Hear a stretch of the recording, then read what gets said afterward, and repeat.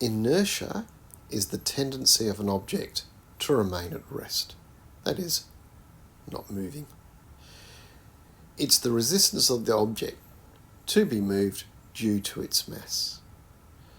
This has nothing to do with friction.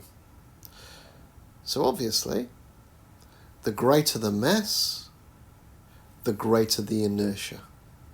The smaller the mass, the smaller the inertia. Consider being a passenger in a bus. When the bus suddenly brakes to stop, the passengers keep moving forward, and those standing must do a shuffle to stop going forward. We've all experienced that. So inertia is measured using the mass in terms of kilograms. It is a scalar quantity. It does not have direction. Newton's laws of motion will be used throughout many parts of this exercise. They will then be applied in various exercises for the rest of the chapter.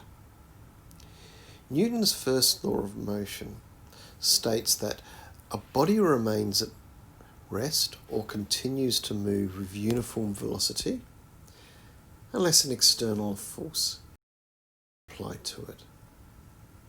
What does that mean? I've just drawn a line. That represents a table.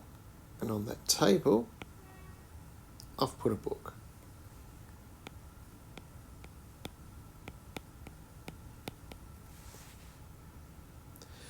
The book is not going to start moving by itself. The only way that book is going to move is if I apply a force to it. For instance, if I push it very hard, then the book will slide over the table. So it's going to remain at rest. Its velocity is 0. For it to move, that is, its velocity will have to change.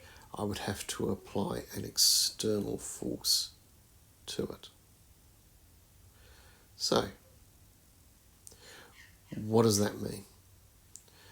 If there's no acceleration, forces acting on the body are in equilibrium. They all sum to 0. If there is acceleration, then the resultant force, the sum of those forces, act on the body, and that will determine the direction of movement.